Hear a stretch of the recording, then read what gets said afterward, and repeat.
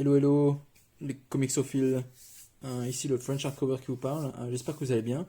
Moi en tout cas ça va super parce que ce soir je vais vous faire la revue de mon omnibus, le Venom, qui ne s'intitule pas autrement que Venomnibus. Jolie déclinaison du titre de ce format. Donc ici on peut voir sur la Dodge Jacket une couverture qui vient de Lethal Protector, la mini-série. C'est la première mini-série de Venom sans Spider-Man, on va dire. C'est sa première série tout seul. Et ici, pour ce qui est de la partie arrière, on a toutes les issues qu'il contient. J'aime bien quand c'est fait comme ça, surtout chez Marvel, parce que c'est très visuel. On a la cover de toutes les issues qui sont contenues justement dans cet omnibus. Donc là, on va passer. Donc il y a quand même beaucoup de personnages connus. Il y a beaucoup de team-up dans cet omnibus. Et ici, un petit détail sur les issues qu'il contient. Donc on voit ici la première mini-série juste pour Venom qui s'intitule Lethal Protector. Et ensuite on a beaucoup de mini-séries qui ne comptent que 3 issues, comme vous pouvez le voir. Voilà, passons maintenant à la couverture rigide. Donc ici c'est exactement la même que la Dodge Jacket. Voilà, aucune différence. Pour ce qui est de la tranche, voilà, un joli Venom, un joli Venomnibus. Et ici, volume numéro 1. Pour ce qui est de la couverture arrière, aussi magnifique, avec une langue très dégoulinante, tout à fait typique de Venom. Donc, voyons voir ce qui se passe à l'intérieur. Bon, on va l'ouvrir correctement. On va le détendre un peu, comme on dit.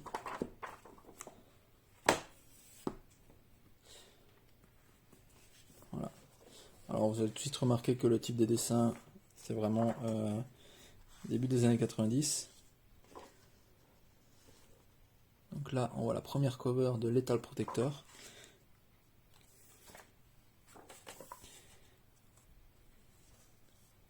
Voilà, toute l'histoire se déroule à New York.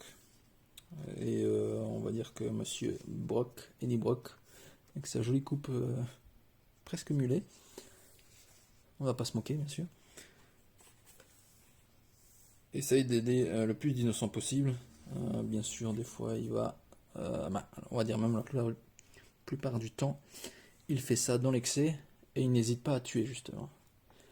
C'est ce qui fait la grosse différence entre lui, l'une des grosses différences pardon, entre lui et Spider-Man.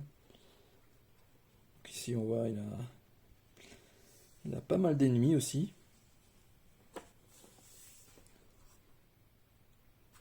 Donc là, comme vous le constatez, ce sont les enfants du symbiote, symbiote de Venom.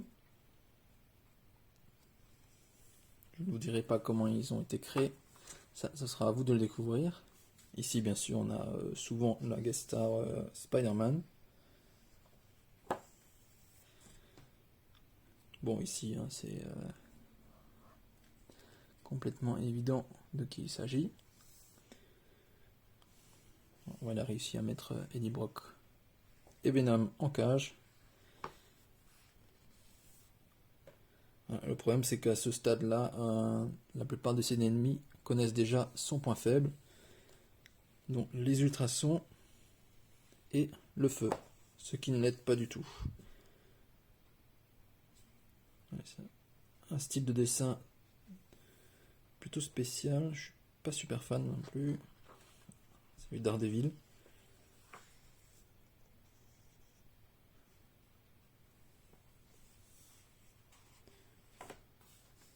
Si on tombe sur du dessin classique, typique de Venom et des années 90. Donc là, ultrasons, feu, laser, voilà, ils donnent tout ce qu'ils ont pour intercepter Venom. Ça, c'est l'un de mes personnages X-Men préférés. The Juggernaut.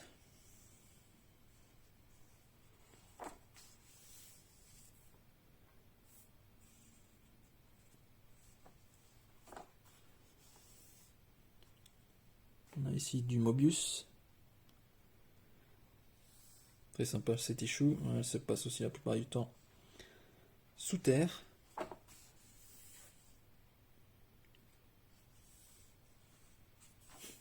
Voilà. Typique de Venom, hein, une bouche qui fait 10 mètres de long, avec un nombre insensé de dents et qui vont dans tous les sens. Voilà, il tire toujours la langue, comme un chien.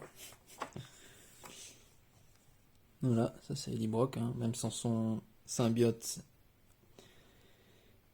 on va dire qu'il n'est pas faible. Il est plutôt balèze. Ici on dirait du Iron Man, mais ce n'est pas Iron Man. Voilà. Gros sourire, avec plein de dents. Sans oublier les détails des jolis cuisseaux. Ici on a du Nightwing. Dessin assez simple. Sans trop de détails.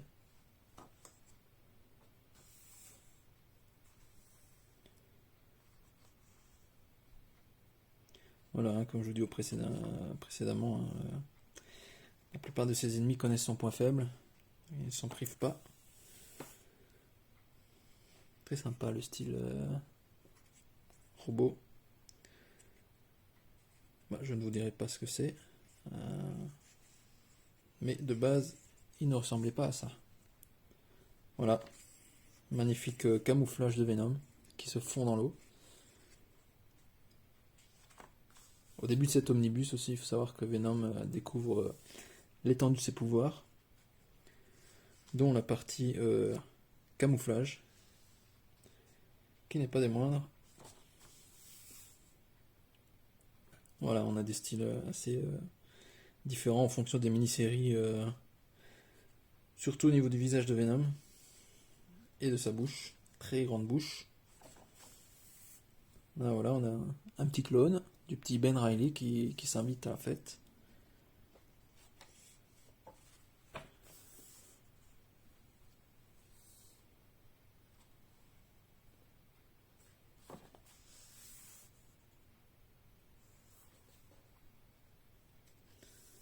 Très typique, hein. Celle-ci, ce personnage va être très récurrent dans cet omnibus. Ah, et un de mes préférés, Monsieur Carnage.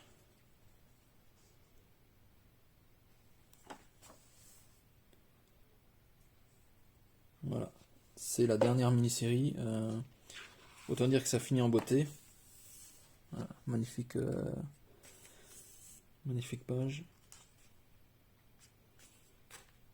Vraiment style Spider-Man, à part bien sûr la grande bouche et la grande langue et les litres de bave.